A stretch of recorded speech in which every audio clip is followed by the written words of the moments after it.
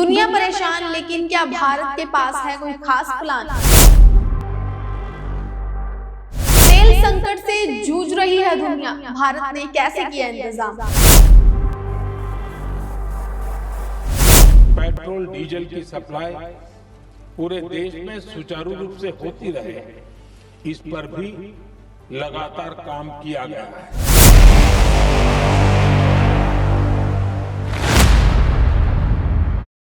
नमस्कार, मैं निशी कश्यप, आवाज इंडिया टुडे देख रहे हैं आप। दुनिया में बढ़ते तनाव, युद्ध जैसे हालात और ऊर्जा संकट के बीच एक बड़ी खबर सामने आई है। जहां कई देश तेल और गैस की कमी से परेशान हैं, वहीं भारत के लिए राहत की बात है। संसद में प्रधानमंत्री नरेंद्र मोदी ने कहा कि हालात चाहे कितने भी खराब हो, भारत में तेल और गैस की कमी नहीं होने दी जाएगी। आइए सुनते हैं उन्होंने क्या कहा। अध्यक्ष जी,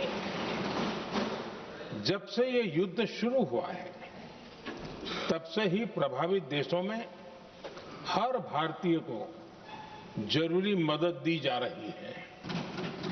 मैंने खुद पश्चिम एशिया के ज्यादातर देशों के राष्ट्राध्यक्षों के साथ 2 राउंड फोन पर बात की है। सभी ने भारतीयों की सुरक्षा का पूरा आश्वासन दिया है।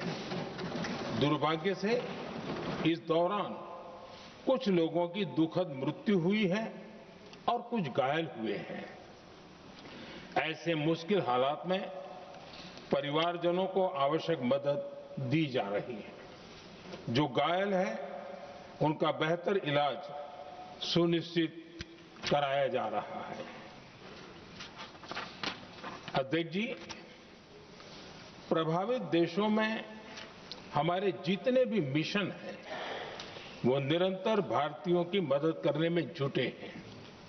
वहां काम करने वाले भारतीय हो या फिर जो टूरिस्ट वहां गए हैं, सभी को हर संभव मदद दी जा रही है। हमारे मिशन नियमित रूप से एडवाइजरी जारी कर रहे हैं।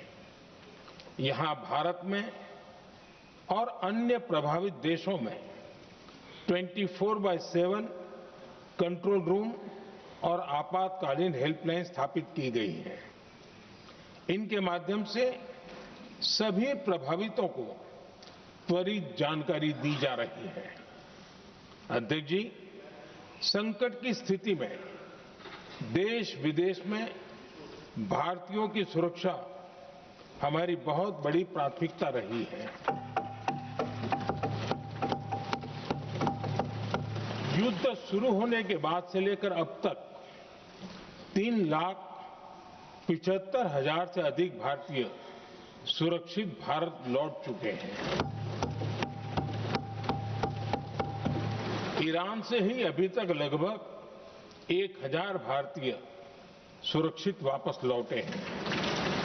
इनमें 700 से अधिक मेडिकल की पढ़ाई करने वाले युवा हैं। खाड़ी देशों में भारतीय स्कूलों में हजारों विद्यार्थी पढ़ते हैं।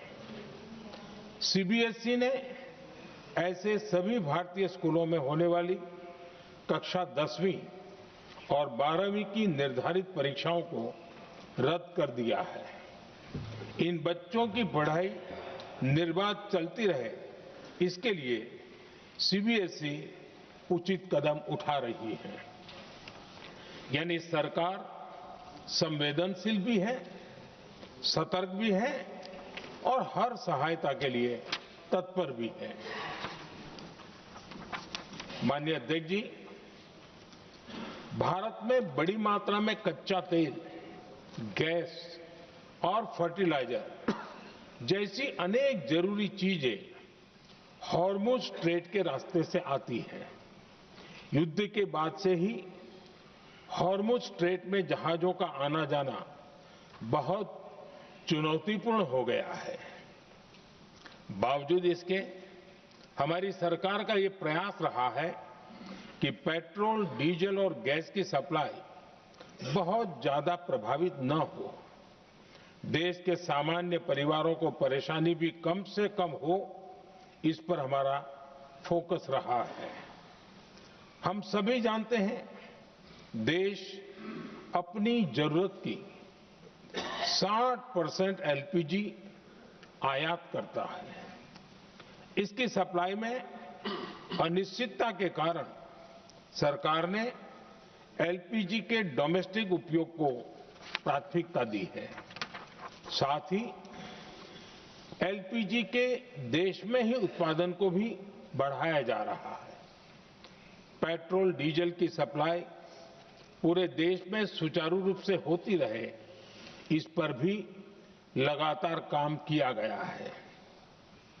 अध्यक्ष जी, आज की इन परिस्थितियों में एनर्जी सिक्योरिटी को लेकर बीते एक दशक में उठाए गए कदम और भी प्रासंगिक हो गए हैं।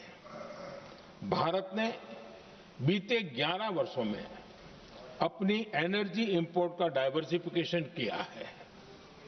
पहले क्रूड ऑयल, एलएनजी, एलपीजी ऐसी एनर्जी जरूरतों के लिए 27 देशों से इंपोर्ट किया जाता था।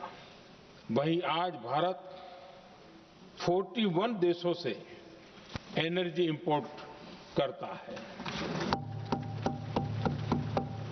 अध्यक्ष जी, बीते दशक में भारत ने संकट के ऐसे ही समय के लिए कच्चे तेल के भंडारण को भी प्राथमिकता दी है। आज भारत के पास 53 लाख मीट्रिक टन से अधिक का स्ट्रेटेजिक पेट्रोलियम रिजर्व है और 65 लाख मीट्रिक टन से अधिक के रिजर्व की व्यवस्था पर देश काम कर रहा है। हमारी तेल कंपनियों के पास जो रिजर्व रहता है वो अलग है। बीते 11 वर्षों में हमारी रिफाइनिंग कैपेसिटी में भी उल्लेखनीय वृद्धि हुई है। अध्यक्ष जी, सरकार अलग अलग देशों के सप्लायर्स के साथ भी लगातार संपर्क में है। प्रयास ये है कि जहां से संभव हो वहां से तेल और गैस की सप्लाई होती रहे। भारत सरकार गल्फ और आसपास के शिपिंग रूट्स पर निरंतर नजर बनाए हुए है। हमारा प्रयास है कि तेल हो, गैस हो, फर्टिलाइजर हो, ऐसे हर जरूरी सामान से जुड़े जहाज भारत तक सुरक्षित पहुंचे। हम अपने सभी वैश्विक सहयोगियों के साथ निरंतर संवाद कर रहे हैं ताकि हमारे मैरीटाइम कॉरिडोर सुरक्षित रहे। ऐसे प्रयासों के कारण बीते दिनों हॉर्मुज स्ट्रेट में फंसे हमारे कई जहाज भारत आए भी हैं।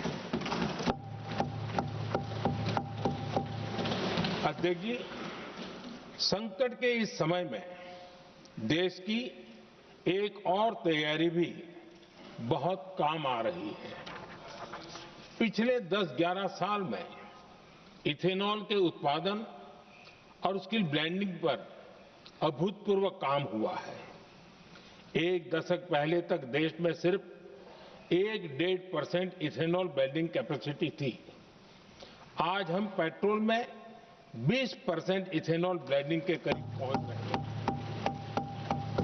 इसके कारण प्रति वर्ष करीब 4.5 करोड़ बैरल कम ऑयल इंपोर्ट करना पड़ रहा है। तो साफ है कि दुनिया में संकट के बावजूद भारत अपनी ऊर्जा जरूरतों को लेकर तैयार है। सरकार का कहना है कि लोगों को किसी भी तरह की कमी नहीं होगी। अब देखना होगा कि आने वाले समय में ये व्यवस्था कितनी सफल रहती है। ऐसी और खबरें देखने के लिए देखते रहिए आवाज इंडिया टुडे।